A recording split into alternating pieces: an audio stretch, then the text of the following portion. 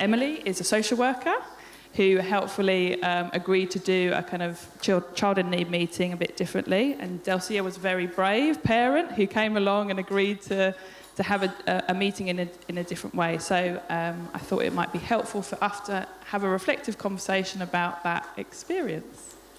I hadn't been the social worker for that long for Delcia at that point, and I also hadn't been in Camden that long.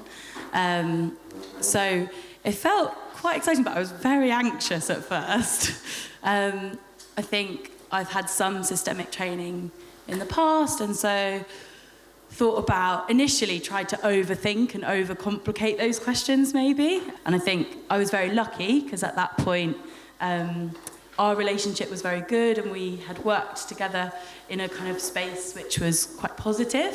And so I think it was a real chance to think about those positives together with everybody, with the network as well. I think it felt like a very safe space because it felt, it genuinely did feel very reflective and very kind of curious throughout. I hope that's also how it felt for you. And I really tried to listen because I think that is how it then informed the new information and the new information that came out from the reflective discussion. In this instance, it was really, really helpful from my perspective to have a family member join that professional group because I felt like it flattened the hierarchy. People didn't take a sort of hierarchical view of like, well, I'm a professional and my view is more important or more genuine than somebody else's, and actually that family member brought a lot more understanding and new information if we hadn't had her maybe in that particular sort of reflective space, and maybe if she had just joined mum in your conversation it would have been different. So I thought that was really helpful. I think once he finished I felt that you got to understand more about my family.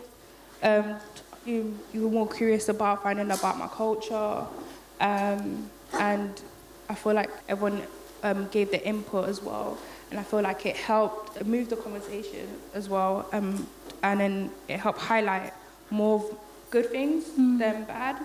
And I think if it was a normal meeting, that wouldn't have been said. Yeah.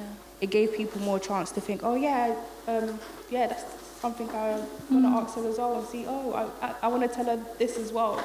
I think if it was just a normal meeting, they would just put up their points and then that's it, and then everyone would just make a decision. But I think I liked it that way because it felt more personal. It felt like you guys wanted to know more about me. What was it like having a family member in that sort of reflective space? She got to say a lot of things, and then through that you guys got to know more about me as well. A lot more about me. Yeah, her responses really shaped the next parts of the plan, didn't they? Thinking about kind of the impact of everything else in your life, like you said, your culture. It was personal. It didn't feel like, sometimes when you go into a meeting, some parents feel like they're being attacked. Even though you're not doing that, it just feels like, okay, I'm here by myself, I'm here with one person, and they feel attacked. But there, I didn't feel like I was attacked. I just felt kind of a bit safe. That's the reason why I wondered, like, how come we didn't do this before? So something about a social worker being honest and open right at the beginning of and setting the scene to outline if there are concerns, what they are, and then balancing them with the strengths and the positives, and not sort of tucking them underneath or at the end to make everybody kind of feel bad at the end. I guess just thinking about the setup, I think that is really important, just at the sort of physical setup of the meeting and trying to get rid of tables if possible. It's not always possible in the Crown Del, we know that. So the timings that we really try and stick to is sort of a 20-minute conversation between a parent and social worker, and that's when you're exploring the dilemmas, the beliefs and the feelings and behaviours of a family. And then you're going back to the reflective group, and they're sharing within themselves what they've heard, being appreciative and curious. I think from listening to our conversation, I think everyone in the room got to understand me more, got to know the person instead of what's written down. And do you think it was helpful that I was sort of stopping people maybe butting into your conversation? Because I think people did want to add in and help you out or something, and actually you didn't need help. You were fine speaking with Emily on your own, and it was just really important to hold people in their sort of roles and wait their turn.